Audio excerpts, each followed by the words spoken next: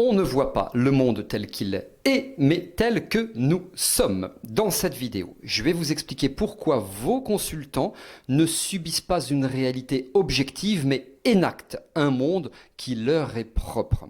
En m'appuyant sur les travaux révolutionnaires de Francisco Varela, je vais vous montrer comment la perception est une création de sens dictée par notre propre structure biologique. Vous allez découvrir comment donc l'hypnose permet de modifier le couplage structurel entre le consultant et son environnement pour transformer radicalement cette perspective. Superbe programme pour cette vidéo. Bonjour à toutes et à tous. Je suis David Vigneron. Je suis formateur en hypnose clinique, EFT, thérapie brève et infirmier diplômé d'État. Juste avant de démarrer, vous pouvez vous abonner à cette chaîne YouTube. Pour cela, cliquez sur le bouton s'abonner et activez la cloche de notification pour être informé quand je sors de nouvelles vidéos. C'est gratuit, c'est régulier. Profitez-en et ça m'encourage aussi à produire davantage de contenu gratuit de vidéos pour vous. Allez, on y va, on démarre. On ne voit pas le monde tel qu'il est, mais tel que nous sommes. C'est parti. Alors, pour transformer l'accompagnement de vos consultants, vous devez d'abord révolutionner votre propre regard sur le fonctionnement du cerveau. Retenez bien que le cerveau n'est pas une fenêtre ouverte sur une réalité objective, c'est un système opérationnellement clos. Dans son ouvrage « L'arbre de la connaissance », M. Francisco Varela, un chercheur chilien dont la curiosité l'a mené des bancs de Harvard et jusqu'au laboratoire du CNRS, eh bien, il nous a enseigné que la perception n'est pas une captation d'informations, mais une création de sens. Pour vos consultants, ça signifie que leur problème n'est pas un objet extérieur qu'ils subissent, mais une réponse biologique cohérente avec leur propre structure. Vous devez comprendre que l'information n'existe pas en soi dans l'environnement, elle n'est qu'une perturbation que le système nerveux de votre consultant choisit de traiter ou d'ignorer, au contraire, en fonction de sa propre survie. C'est ce que nous appelons l'autopoïèse. Le vivant se produit lui-même en permanence. C'est l'autopoïèse. Si un consultant est bloqué dans une phobie ou un stress chronique, c'est pas parce qu'il voit un danger réel, c'est parce que sa structure biologique actuelle ne peut pas faire émerger une autre interprétation. Alors, en tant que thérapeute, votre mission n'est pas de lui donner la bonne information, mais de proposer une perturbation qui obligera son système à se réorganiser.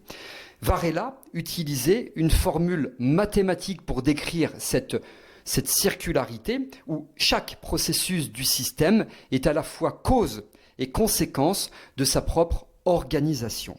Alors retenez bien cette leçon, vous ne travaillez pas sur la réalité de votre consultant, mais sur la manière dont sa biologie fait monde.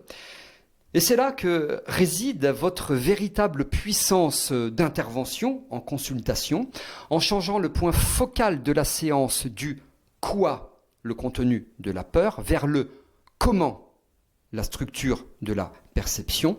Vous ouvrez la porte à une transformation radicale de son expérience vécue. Pourquoi deux consultants peuvent-ils vivre le même événement de manière radicalement opposée ? Eh bien, la réponse se trouve dans le concept de couplage structurel. Francisco Varela, qui a passé une grande partie de sa carrière à chercher comment réconcilier la science et l'expérience humaine, soulignait que tout ce que nous percevons est strictement biographique. Vous devez comprendre que le monde de vos consultants est une niche de sens qu'ils ont patiemment construite à travers leurs interactions passées. Quand un consultant s'assoit face à vous, il n'apporte pas seulement un symptôme, il apporte une réalité énactée.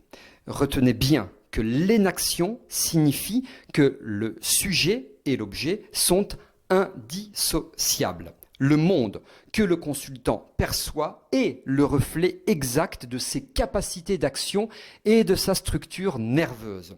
Si un consultant se sent incapable de réussir, son cerveau filtre littéralement son environnement pour ne laisser passer que les indices de l'échec. Ce n'est pas de la mauvaise volonté, c'est une contrainte biologique. Comme le disait Varela avec sagesse lors de ses célèbres entretiens, nous ne pouvons pas enfermer l'humain dans une conception linéaire où une cause produirait un effet prévisible. Fin de citation. Pour vous, thérapeutes, eh bien, ça change tout. Vous devez cesser de chercher la vérité dans les récits de vos consultants. Cessez de chercher la vérité dans ce que vos consultants vous disent. Cherchez plutôt la cohérence de leur monde. Vous devez comprendre que leur souffrance est une forme de connaissance, une adaptation qui a eu sa raison d'être dans leur couplage avec leur environnement passé. En hypnose clinique, thérapeutique, on ne cherche pas à nier cette réalité, mais à introduire une flexibilité dans le couplage structurel. Francisco Varela, par son parcours personnel marqué par l'exil et le dialogue interculturel avec le Dalai Lama, eh bien, il nous a montré que la stabilité d'un système n'est pas sa rigidité, mais sa capacité à intégrer l'imprévu. Votre rôle est donc d'être cet imprévu thérapeutique, cette perturbation fertile qui permet au consultant de sortir de sa bulle perceptive habituelle pour en créer une nouvelle qui serait plus fonctionnelle. Alors on va maintenant entrer dans le cœur de la relation d'aide, la rencontre entre deux systèmes vivants. En tant que thérapeute, vous n'êtes pas des observateurs neutres. Varela nous a averti qu'il n'existe pas d'observateur indépendant. Au moment où vous commencez la séance, vous entrez dans un couplage structurel avec votre consultant. Vous ne traitez pas un patient, vous co-évoluez avec lui pendant 1 heure et souvent plus.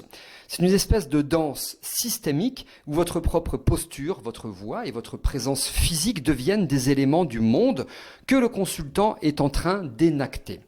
Comprenez donc que l'efficacité de vos stratégies de réussite dépend de la qualité de cette synchronisation. Si vous restez dans une posture purement intellectuelle, vous manquez l'essentiel, l'incarnation. Francisco Varela, qui fut l'un des premiers à introduire la phénoménologie dans les neurosciences au sein d'institutions prestigieuses comme l'école polytechnique, eh bien, il insistait sur le fait que l'esprit est incarné. Ça signifie que le changement doit passer par le corps. C'est ce que les neurosciences aussi nous disent. Le changement doit passer par le corps. Donc il faut intégrer le corps dans l'espace thérapeutique. Retenez bien que si vous ne modifiez pas les paramètres sensorimoteurs de vos consultants pendant la transe, sa biologie reviendra très vite à son état initial de clôture organisationnelle, comme si vous n'avez rien fait. Et donc c'est ici que l'hypnose thérapeutique prend tout son sens en outil, comme étant un outil d'énaction. En guidant l'attention de vos consultants vers des sensations nouvelles, vous forcez leur système nerveux à renégocier ses frontières. Ainsi, nous ne sommes pas des techniciens qui répareront des machines, mais des jardiniers qui prépareront le terrain pour une auto-organisation nouvelle. Et on fait le lien avec tous les travaux de Milton Erickson, toute son œuvre, s'agissant des ressources dont nous disposons. Varela, malgré les épreuves de santé qu'il a traversées, n'a jamais cessé de croire au potentiel de connectivité de notre cerveau. En séance, vous devez incarner cette conviction. Votre consultant doit sentir que vous ne remettez pas en cause sa réalité, mais que vous l'invitez à l'élargir. Vous n'apportez pas de solution, vous créez les conditions pour que sa propre biologie la fasse émerger. On ne donne jamais les solutions, le consultant va les trouver tout seul. Alors, ça veut dire que vous devez bien intégrer que la réussite thérapeutique, c'est un processus émergent et non un résultat imposé. Pour conclure cette partie-là sur la perception, on va voir comment transformer concrètement ces théories en résultats. Il faut bien comprendre et retenir que l'hypnose, c'est l'art de modifier le cadre perceptif pour changer la réponse biologique. On passe par le corps. Je vous l'ai dit tout à l'heure. Francisco Varela nous a laissé une métaphore puissante. Nous traçons le chemin en marchant. En thérapie, ça signifie que le consultant ne trouvera pas la solution pour la réflexion abstraite, mais par l'expérience vécue en état de transe. Alors vous devez retenir que la transe hypnotique est un espace de découplage, un découplage temporaire. Elle permet au consultant de suspendre ses filtres habituels, ce que Varela appelait la clôture opérationnelle, pour explorer d'autres manières de faire monde.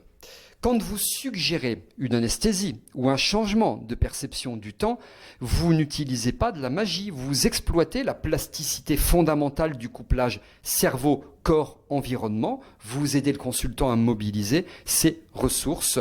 Le cerveau est un organe dont la fonction est de minimiser l'incertitude en offrant de nouvelles prédictions sensorielles sous hypnose. Vous permettez au système du consultant de mettre à jour son modèle interne de la réalité. Alors, si je peux me permettre, mon conseil de formateur est le suivant. Ne vous battez jamais contre la réalité d'un consultant.